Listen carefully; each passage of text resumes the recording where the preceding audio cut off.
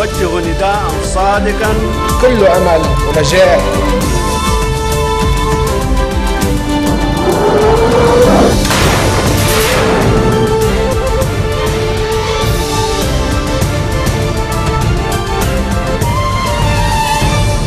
Bonjour à tous, merci de nous rejoindre sur Futur TV pour cette nouvelle édition de la rédaction. Tout de suite les titres. Report des discussions sur la réforme de la loi électorale. Les différentes parties ne sont pas parvenues à un accord sur un projet qui vise à donner plus de représentativité au corps électoral. 50 000 civils sont en ce moment pris au piège à Falloujah en Irak. L'ONU évoque des conditions de vie dramatiques dans cette ville prise en étau entre l'EI et les forces pro-gouvernementales. Le G7 s'est ouvert au Japon, croissance mondiale, migration ou encore litige maritime.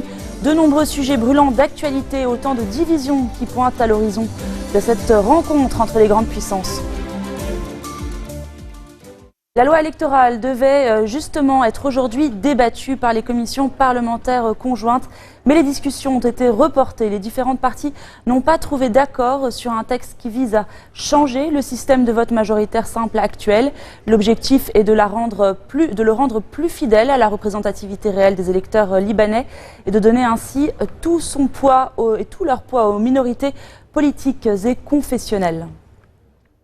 Sur ce projet de loi, deux camps s'opposent. Certains, comme le Hezbollah, prônent un système à la proportionnelle totale. Et en face, les défenseurs du système mixte veulent une solution à mi-chemin, une sorte de compromis entre l'approche actuelle et la proportionnelle totale. Pour Saad Hariri, le fait même que le courant du futur ait accepté ce compromis de système mixte est la preuve que le parti, je cite, ne recherche pas le monopole du pouvoir. L'ancien Premier ministre appelle également le numéro 1 du Hezbollah, Hassan Nasrallah, à écouter l'avis de la plupart des Libanais, notamment la majorité silencieuse chiite, avant d'impliquer le Liban dans ses guerres en Syrie et jusqu'au Yémen. Fin de citation. Pourquoi pas un président qui ne soit pas un des 4 leaders maronites du pays? C'est ce qu'a suggéré hier soir le Premier ministre libanais lors d'une interview télévisée sur Télé Liban. L'État est en faillite sur les plans constitutionnels et le respect du pacte national, a constaté Tamam Salam, le chef du gouvernement qui a appelé une énième fois à la tenue des élections présidentielles et parlementaires, mais aussi à la réforme de la loi électorale. La Grande-Bretagne devrait accueillir 20 000 réfugiés syriens résidant actuellement au Liban et dans la région. Un plan d'accueil dont ont discuté le ministre de l'Intérieur Nohad Machnouk et Richard Harrington, le sous-secrétaire d'État britannique aux réfugiés syriens. Ce dernier a assuré que son pays poursuivrait les efforts pour aider le Liban à faire face à cette crise des déplacés. L'année 2016 marque le 20e anniversaire de 3 institutions et programmes phares de la coopération entre la France et le Liban. Il s'agit de l'Institut des finances Bassil Flehan, de l'École supérieure des affaires de Beyrouth et du programme de partenariat scientifique CEDRE. Pour marquer le coup, une série d'événements sont ainsi organisés demain. Tables rondes et conférences sont au programme avec une série d'invités, dont une actrice majeure de cette coopération qui était ce matin sur notre plateau.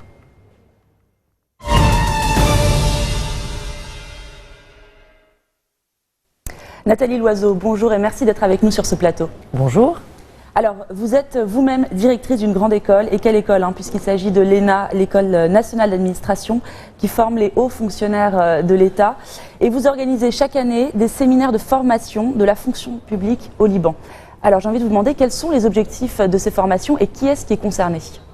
Alors, nous travaillons avec l'Institut des finances et nous sommes heureux d'avoir ce partenariat pour former au management des cadres dirigeants de la fonction publique libanaise qui viennent de toutes les administrations, qui sont directeurs, qui sont déjà en responsabilité et à qui nous essayons d'apporter le petit plus en matière de management, en matière d'innovation publique, en matière de conduite d'équipe, de projet, de changement, sur la base de l'expérience qui est la nôtre et parce que nous sommes convaincus que toutes les administrations partout sont confrontées au même défi, celui de répondre au mieux aux attentes des citoyens.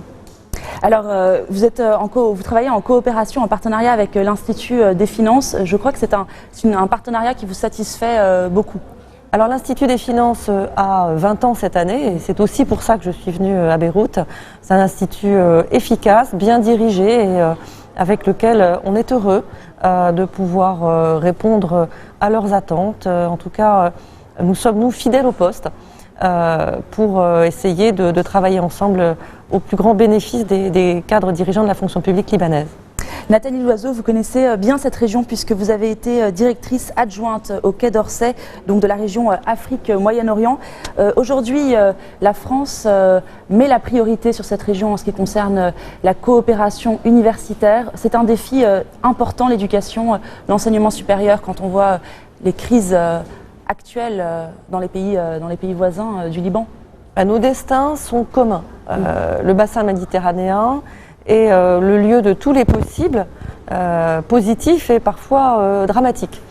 Ce que l'on constate, c'est que nous vivons ensemble le risque terroriste, nous vivons ensemble la crise des réfugiés, nous vivons ensemble des enjeux extrêmement forts dont on est tous d'accord pour dire que la première des réponses, elle est culturelle et elle est éducative. Faire en sorte que les générations futures soient bien formées, bien éduquées, est un avenir, est un horizon professionnel, c'est indispensable pour un pays comme le Liban, c'est indispensable pour un pays comme la France. Et donc travailler ensemble à cette coopération éducative et au bénéfice de l'enseignement supérieur, c'est vraiment une priorité. À l'ENA, il y a 2 ans, on a revu notre stratégie internationale pour se consacrer aux pays qui comptent le plus pour nous. Et le bassin méditerranéen est vraiment une priorité.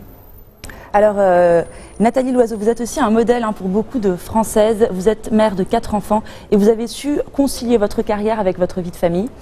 Depuis votre arrivée à l'ENA, il paraît que le nombre d'étudiantes énarques a augmenté. Et vous signez tout à l'heure à 18h ce soir à l'Institut français ce livre qui s'intitule « Choisissez tout », qui a été publié en 2014 aux éditions Lattès et dans lequel vous racontez votre combat pour l'égalité des sexes. Alors, est-ce que on a eu chance un jour de voir une présidente en France? Écoutez, il y a déjà eu des candidates. Je pense que, évidemment, les esprits sont préparés. Si je plaide pour l'égalité des sexes, c'est pas pour considérer que les femmes sont supérieures aux hommes, mais pour dire qu'elles doivent prendre toute leur place. Elles ne sont pas une minorité qu'il faut défendre.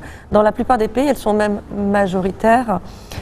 Se passer de leur talent, se passer de leur énergie, c'est un gâchis qu'on ne peut plus se permettre nulle part. Il se passe beaucoup de choses en France du côté de l'égalité professionnelle. Il y a encore un chemin à parcourir.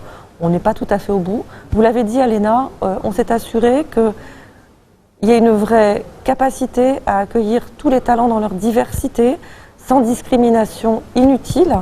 Et donc aujourd'hui, oui, on a 45% de femmes dans les promotions de l'ENA. C'est une satisfaction, d'autant plus qu'elles sont excellentes. Et depuis 2 ans, les majors de promotion sont des femmes. Les majors de promotion sont des femmes. Ouais. Merci beaucoup Nathalie Loiseau d'avoir été avec nous. Alors je rappelle que vous tenez ce soir une conférence à l'Institut français sur le thème de comment concilier vie professionnelle et vie familiale. Merci beaucoup Nathalie Loiseau. Merci à vous.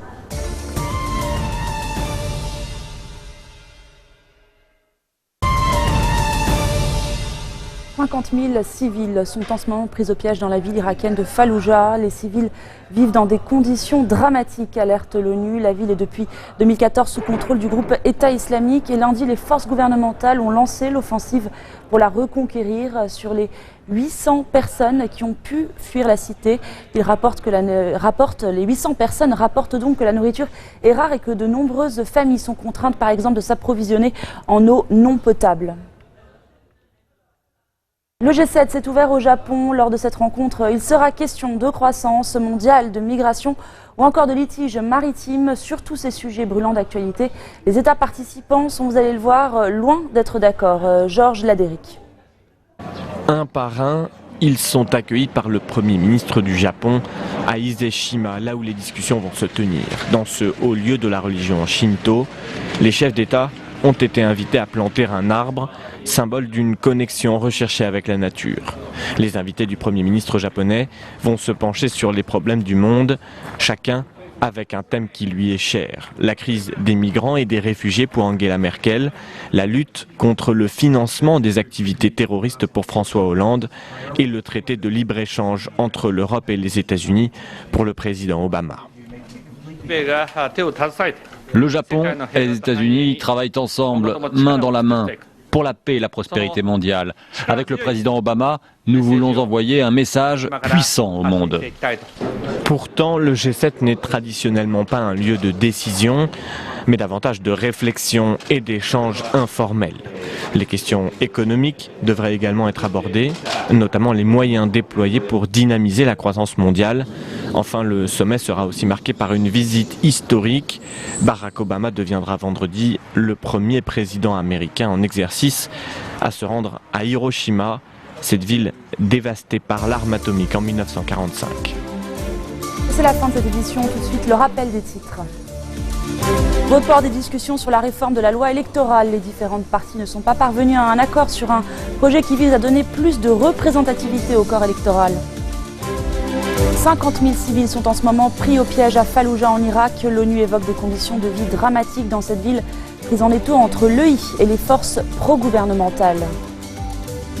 Le G7 s'est ouvert au Japon, croissance mondiale, migration ou encore litige maritime, de nombreux sujets brûlants d'actualité et autant de divisions qui pointent à l'horizon de la rencontre entre les grandes puissances. Merci de votre attention. Retrouvez-nous tous les jours à 16h40 heure de Beyrouth. Vous pouvez également nous suivre en ligne sur notre site web ou en téléchargeant notre application mobile. Excellente soirée. وجه نداء صادقا كل أمل ونجاح